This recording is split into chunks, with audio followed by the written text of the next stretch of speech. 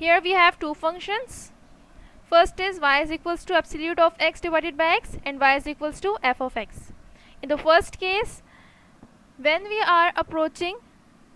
the axis approaches to 0 from right, when axis approaches towards 0 from right, we are getting the limit of the function which is equals to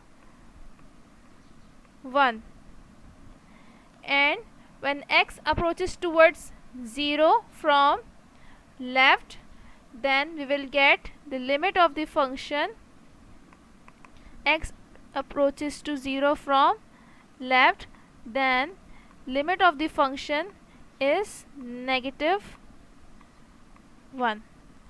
यहाँ पे आप देख सकते हैं कि जब x 0 को अप्रोच कर रहा है फ्रॉम द राइट, तो लिमिट क्या मिल रही है हमें फंक्शन की 1.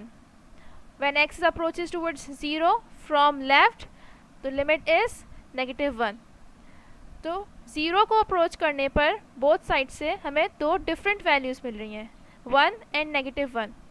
इसका मतलब ये है कि यहाँ पर लिमिट एग्जिस्ट नहीं करती है. In this case, here we have limit x tending to a from right, f of x is equals to what? जब हम a को राइट हैंड साइड से अप्रोच कर रहे हैं, when x is approaching to a from right hand side, तो limit of the function क्या मिल रही है हमें? It is 4. तो limit when x is approaching towards a from right, the value limit of the function is 4.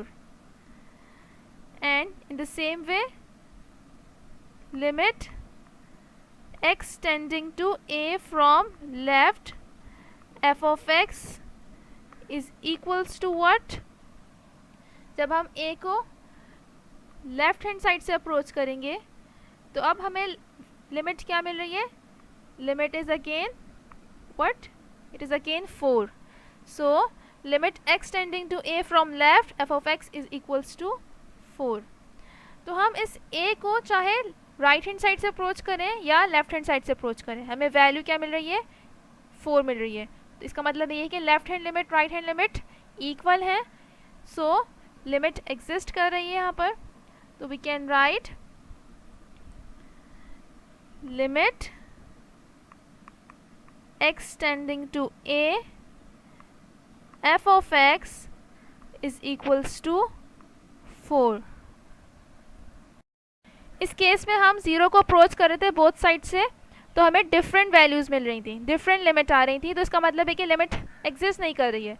लेकिन अगर किसी एक पॉइंट को बोथ साइड से अप्रोच करने पे हमें सेम वैल्यू मिल जाए, तो इसका मतलब ये है कि लिमिट एग्जिस्ट कर रही है. बस कंडीशन ये होनी चाहिए कि left hand limit right hand limit के इक्वल होनी चाहिए.